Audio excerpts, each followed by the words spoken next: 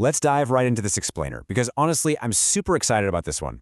Okay, let's be real for a second. If you're a total beginner in the kitchen, or if you've just always been kind of intimidated by the idea of making a spectacularly crispy chicken dinner completely from scratch, you are in exactly the right place today. We're taking the legendary Japanese dish chicken katsu, and we are breaking it down so simply that you can confidently make it tonight with literally zero kitchen anxiety. Right off the bat, here is our ultimate beginner cheat code. We are completely 100% skipping the scary deep frying process. Traditionally, making katsu means deep frying, and for a beginner, that means dealing with gallons of boiling hot oil, probably setting off your apartment's smoke alarm, dodging splatters, and facing a massive greasy cleanup. It is a lot. But by tapping into the magic of your air fryer, we are dropping that requirement down to just a single tablespoon of oil and a little bit of cooking spray.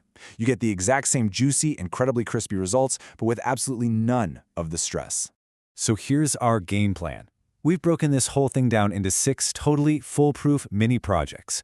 1. No more deep frying fears. 2. Your simple ingredient checklist. 3. Prepping the perfect cutlet. 4. The easy breading station. 5. Air frying to golden perfection. And 6. Slicing and serving success. All right, kicking things off with step 1, no more deep frying fears. Listen, your air fryer is basically going to do all the heavy lifting for us here to deliver that perfect crunch safely and easily.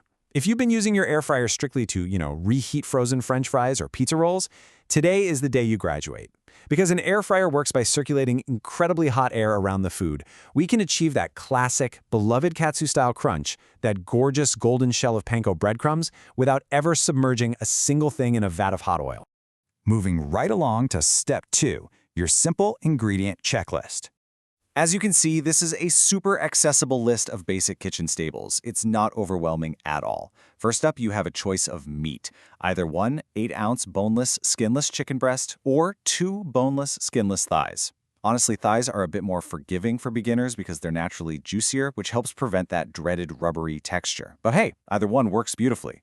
Beyond that, you just need kosher salt, some black pepper, a cup of all-purpose flour, 2 beaten eggs, and 3/4 of a cup of Japanese-style panko breadcrumbs. Panko is absolutely essential here, guys, because it's lighter and flakier than regular breadcrumbs. Finish the rest with 1 tablespoon of neutral oil, think canola or vegetable, and your standard cooking spray. And that's the whole shebang. Okay, now for step 3, prepping the perfect cutlet. So if you're using a chicken breast instead of thighs, you're going to need to know this culinary term. But don't panic. Butterflying might sound like this fancy, intimidating chef technique, but it really isn't. It literally just means taking your thick chicken breast, laying it flat on a cutting board, and slicing it horizontally right through the middle, kind of like opening a book. Boom. You just turned one really thick piece of meat, which is notoriously tricky to cook evenly, into 2 thinner, super manageable cutlets. Now, nobody wants raw chicken juice splattering all over their countertops, right? So here is a brilliant mess-free hack. Whether you're using your newly butterflied breast cutlets or your whole thighs, just place them one at a time into a heavy-duty Ziploc bag. It completely traps the mess. Then take a meat pounder, or honestly just the flat bottom of a heavy skillet, and gently whack the chicken until it's an even 1/4 inch thick all the way across. Having an even thickness guarantees even cooking, and let me tell you, that is the absolute secret to beginner success. Once your chicken is pounded nice and flat, you want to season it generously on both sides with your kosher salt and black pepper. Now, looking at our timeline, you've got some options depending on your schedule. If you're rushing to make dinner on a Tuesday night, no worries. Just let it sit at room temperature for 15 minutes. But if you have the time, maybe prep this in the morning and pop it in the fridge for 4 hours or even overnight. Giving it that extra time allows the salt to actually penetrate deep into the meat. It makes it incredibly flavorful and juicy from the inside out. Up next is step 4, the easy breading station.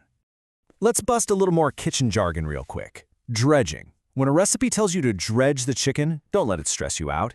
It literally just means dragging the meat through your dry ingredients so it gets a nice, thorough coating.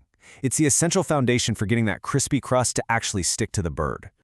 Okay, lean in for a second because this right here is an absolute game changer. Why do we add a tablespoon of oil directly to the panko? Well, it acts as a magic trick to guarantee a golden brown crunch in the air fryer.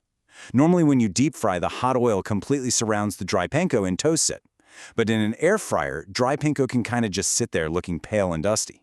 By taking that single tablespoon of oil and stirring it right into your bowl of panko before you bread the chicken, every single little crumb gets coated in a microscopic layer of oil.